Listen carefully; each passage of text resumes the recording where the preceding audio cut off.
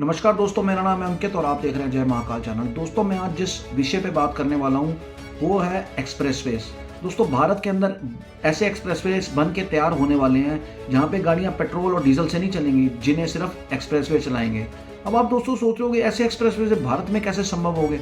बिल्कुल संभव हो गए दोस्तों, जहाँ पे नितिन गडकरी जैसे ट्रांसपोर्ट मिनिस्टर हैं जिन्होंने भारत के अंदर बेहतरीन काम किया, सड़कों का और फ्लाईओवर्स का जाल बिछाया है, और हमारे साइंटिस्ट जो कि हर लिहाज में मेहनत कर रहे हैं, चाहे वो इसरो सेक्टर हो, चाहे वो डीआरडीओ सेक्टर हो, चाहे वो गोल्ड सर्चेज हो, कॉपर सर्चेज हो, उन्होंने इसके अंदर भी करिश्मा करके दिखाया है। क्योंकि जिस लेवल का दोस्तों हाईवे बनाया जा रहा है, ऐसी टेक्नोलॉजी जापान और अमेरिका के पास भी नहीं है दोस्तों।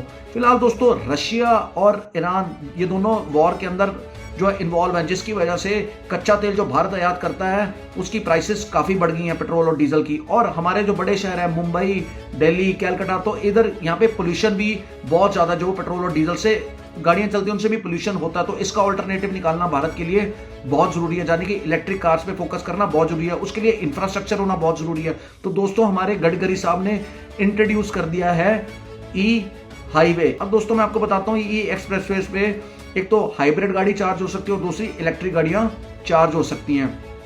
इसके अब दो तरीके हैं दोस्तों चार्ज होने के। एक तो ओवरहेड पावर सप्लाई। दोस्तों जो व्हीकल्स हैं जिनके ऊपर पेंटोग्राफ है, और पेंटोग्राफ जो होते हैं ऊपर लगी तारें होती है ना, उनसे कनेक्ट होते हैं, जिससे करंट प्रोड्यूस होता है और वो चलती है गाड़ी, जिससे साथ साथ चार्ज भी होती रहती हैं। अब दोस्तों ऐसी जो आपको चीज, ऐसी टेक्नोलॉजी ट्रक्स में मिलेगी, और ऐसी ट्रक्स जो है वो मार्केट में अवेलेबल भी हैं। पहले दोस्तों रेलवे के अंदर हमने पेंटोग्राफ सिस्टम देखे हैं। दूसरी चीज, एक गाड़ी के पीछे दूसरी गाड़ी चलेगी इन हाईवेज के ऊपर, जिससे एक्सीडेंट के चांसेस भी मिनिमाइज हो जाएंगे दोस्तों। दूसरा है ग्राउंड लेवल पावर सप्लाई। इसके अंदर दोस्तों इलेक्ट्रिक कनेक्शंस को फिट किया जाएगा, साथों साथ इलेक्ट्रिक रेल्स और कॉइल्स को भी फिक्स किया जाएगा। इस टेक्निक के अंदर दो तरीके चार्ज करने के, एक तो इलेक्ट्रिक रेल के थ्रू। अच्छा दोस्तों, जब गाड़ी हाईवे के ऊपर चलेगी तो गाड़ी के अंदर लगे कॉइल्स जो है वो इस इलेक्ट्रिक रेल के और कॉइल्स के कनेक्शन में आएंगे, जिससे ऑटोमेटिकली बैटरी चार्ज होती रहेगी।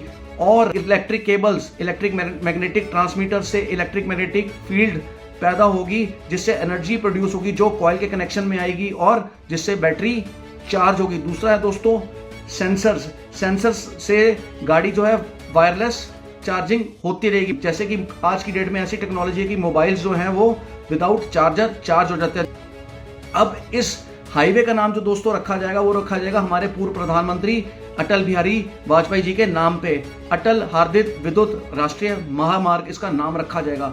इसको इंट्रोड्यूस दोस्तों थोड़े टाइम पहले ही किया गया था। जर्मनी में ही सबसे बड़ा इस टाइम इलेक्ट्रिक हाईवे, यानी कि 109 किलोमीटर का। और गडकरी साहब ने अनाउंसमेंट किया कि हम उससे भी 5 गुना बड़ा भारत के अंदर इलेक्ट्रिक हाईवे बनाएंगे, यानी कि 500 किलोमीटर का। दोस्तों अब इसका फायदा क्या है? इसका सबसे बड़ा फायदा है कि सबसे पहले तो भारत में पोल्यूशन कम होगा, क्योंकि पेट्रोल और डीजल की गाड़ियां नहीं चलेंगी तो पोल्यूशन तो ऑब्वियसली कम होगा।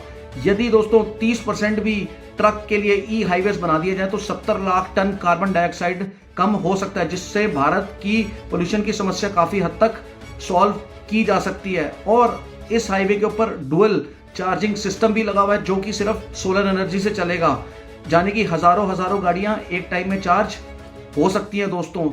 अब इसका एक फायदा है, इसमें पैसे भी बचेंगे, यानी कि जो 32 लाख करोड़ मिडल ईस्ट को जा रहा था पेट्रोल और डीजल का, वो भी हर साल बचेगा। इसकी जो लागत है वो है 2.5 लाख करोड़ रुपए, जिसकी हमारे नितिन गडकरी साहब ने कहा है कि जिसको 3 से 4 साल में रिकवर कर लिया जाएगा। अब दोस्तों इसका जो सबसे पहले काम शुरू होगा यमुना एक्सप्रेस हाईवे और दिल्ली जयपुर हाईवे, जिनको इलेक्ट्रलाइज किया जाएगा। और इनके अंदर भी 2 लेन्स को इलेक्ट्रलाइज किया जाएगा, एक जिनके अंदर 25 बसें चलेंगी और एक जिनके अंदर 100 गाड़ियां चलेंगी। और फर्दर दिल्ली और मुंबई एक्सप्रेसवे को भी इलेक्ट्रलाइज दोस्तों किया जाएगा। अब दोस्तों इससे क्या होगा, इलेक्ट्रिक इंडस्ट्री बूम करेगी और लॉजिस्टिक्स का खर्चा भी काफी कम आएगा पर ईयर, यानी कि 1.5 से 2 लाख रुपया। तो दोस्तों आपका क्या कहना है कि इन हमारे साइंटिस्ट के बारे में, जो कि इस हाईवे को 2027 तक बना के पूरी तरह तैयार कर देंगे, और ऐसी टेक्नोलॉजी भी, जो टेक्नोलॉजी अमेरिका और जापान के पास भी नहीं है। और सल्यूट है हमारे उन साइंटिस्ट को जिन्होंने इतने परिश्रम से ऐसे एक्सप्रेसवे का प्लान किया। जय हिंद, वंदे मातरम, भारत माता।